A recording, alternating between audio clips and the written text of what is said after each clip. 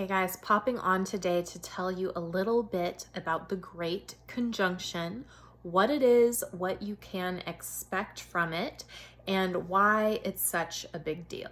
So a Great Conjunction is what occurs when Jupiter and Saturn come together in conjunction. And this happens about every 20 years. So every time it happens, it's a big deal. This time, it's a double big deal for a couple reasons. The first one is, with one exception, this is the first time it's been in an air sign, so Aquarius is an air sign, in about 800 years. It's also the actual closest these planets have been in about the same number of years. So from our line of sight here on Earth, Saturn is actually closer to Jupiter than some of Jupiter's own moons, and that's a big deal. And the third reason it's a really big deal is because it's taking place on the winter solstice, and the likelihood of that is just incredibly rare. It hasn't happened since in those BCE times. So this is a huge event, maybe the biggest astrological event of your lifetime, and certainly the biggest astrological event of this year that's already had several big astrological events.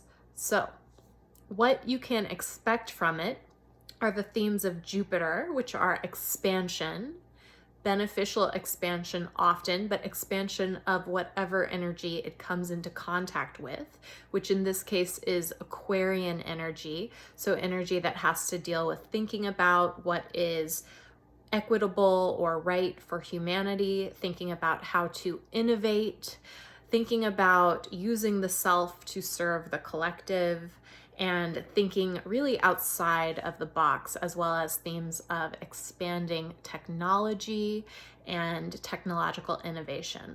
And there's also Saturn, and Saturn is a different energy, which is the energy of restriction and boundaries. And that can come into play like someone else is restricting you, and you have to use Jupiter's expansiveness to navigate those restrictions.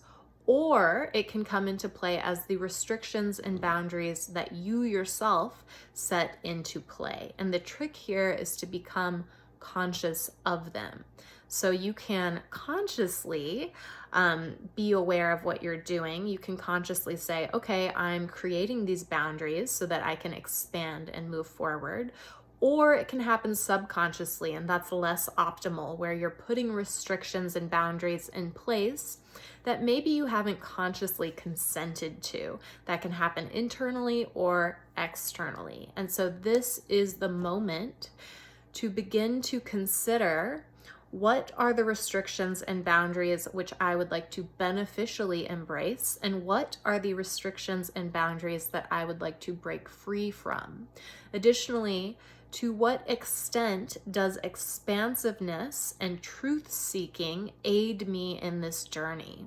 So those are my thoughts on the Great Conjunction. I certainly have more thoughts, and if you would like some personal advice for this Great Conjunction, I highly recommend you either sign up for my brand new memberships. You will get a long PDF document that breaks down your sign, every single sign, how to handle the Great Conjunction, as well as how to handle the new moon and the full moon and the upcoming lunation cycle, and some helpful questions that you can ask yourself to ground down, process these energies, and really integrate into the being that you're truly meant to be.